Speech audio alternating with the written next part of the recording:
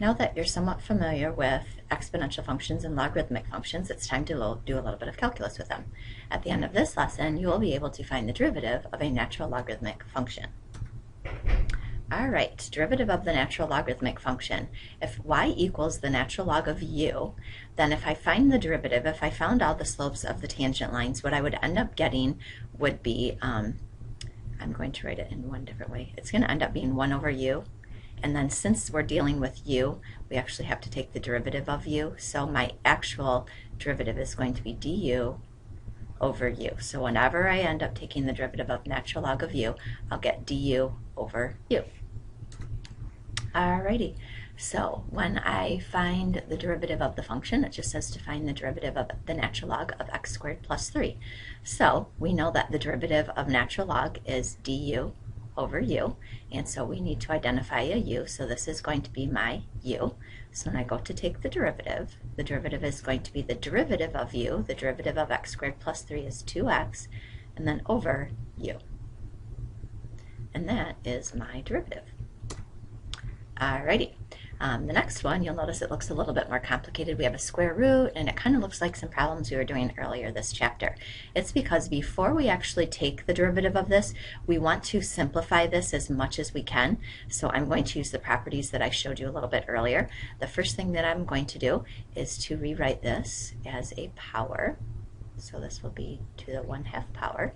The next thing that I would like to do is to bring that 1/2 out front.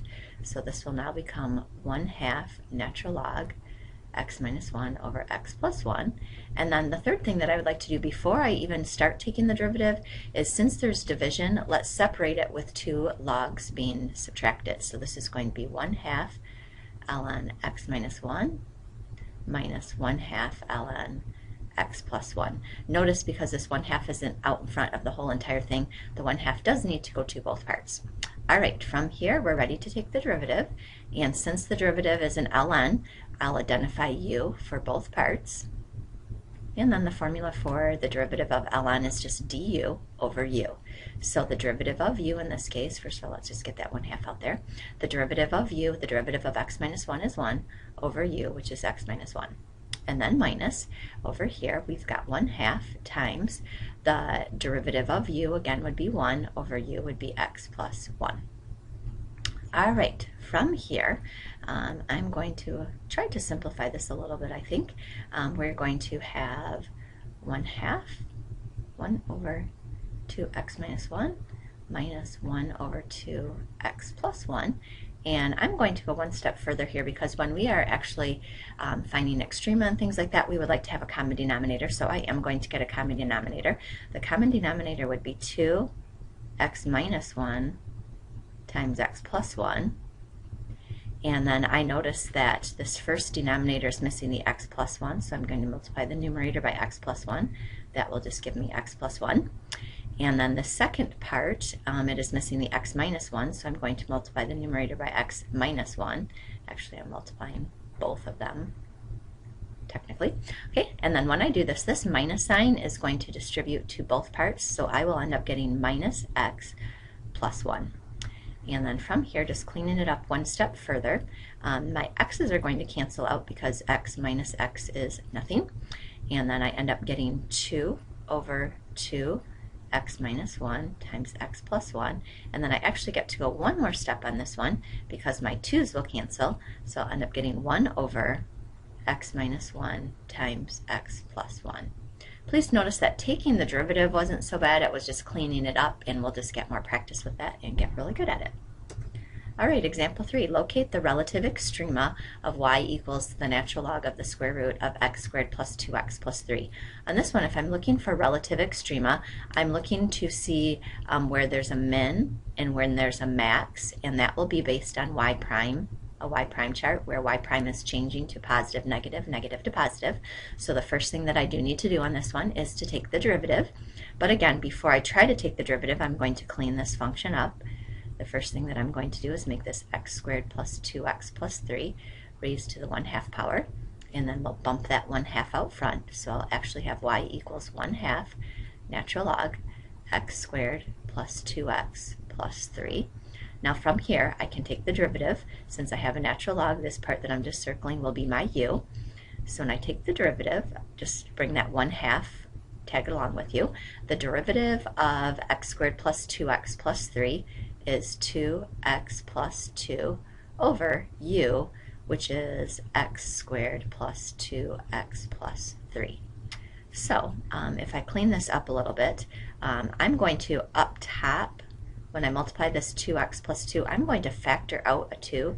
So I'll end up getting 2x plus 1 over 2 times the quantity x squared plus 2x plus 3.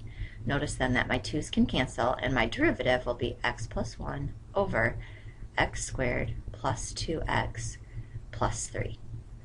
Now from here, if I would like to do a y prime chart, I need to find my critical numbers. So I need to find where the derivative is either equal to 0 or undefined. So I'm going to set both the numerator and the denominator equal to 0. I do notice up top my x plus 1, my denominator, the 0 for that one would be x equals -1.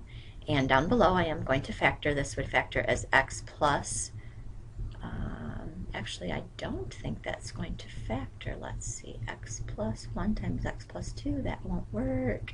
I don't think there's anything that's going to factor, so I don't think that denominator is ever going to equal 0. So x equals -1 is going to be my only critical number.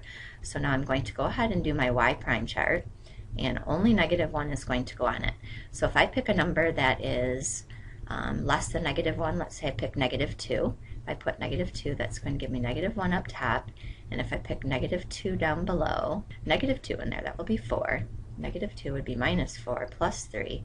That's going to give me a positive number, so -1 divided by a positive number will be a negative number. And then if I pick a number such as 0, if I put 0 in, I will also get, I'll get a positive number over a positive number, which will be a positive number. So if I am looking for relative extrema, there's only one spot that's even a candidate, and at x equals -1, there's going to be a relative minimum, and that is because y prime changes from negative to positive. All right, let's try another example. We have y equals x times ln x. All right, I do see a natural log in this one, but I also see an x being multiplied by natural log of x, so we actually on this one have to use the product rule.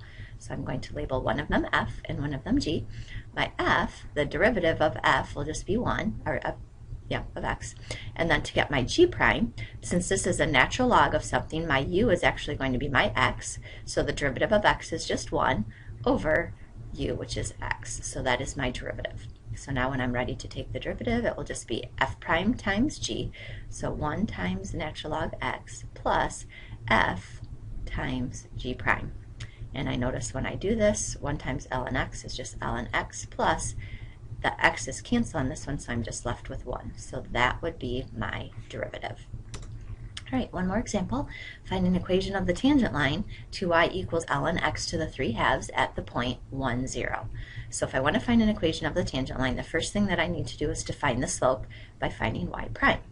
So if I want to find the derivative of this, again, before I try to take the derivative, I'm going to clean it up. I'm going to move this 3/2 out front. So this will be y equals 3/2 ln x. So now I'm ready to take the derivative. It does include a natural log, so I'm going to let this part be my u. So my derivative will be, bump my 3/2 down since it's a constant, and then remember it's du over u. The derivative of u, which is x, would just be 1 over u is x. And then if I multiplied across, I'd get y prime equals 3 over 2x.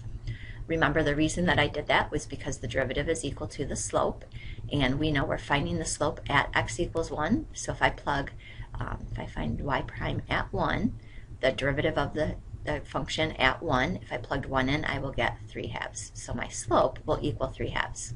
So that's m. Okay, and then from here, it did say to find the equation of the tangent line. So I'll have y equals mx plus b. I know from the point 1, 0 that my y will be 0. My m will be 3/2, my x will be 1, and then I'll be looking for b. So I will end up getting b equals -3/2. So the equation of my tangent line will be y equals 3/2 x minus 3/2. So hopefully now you can find the derivative of a natural logarithmic function.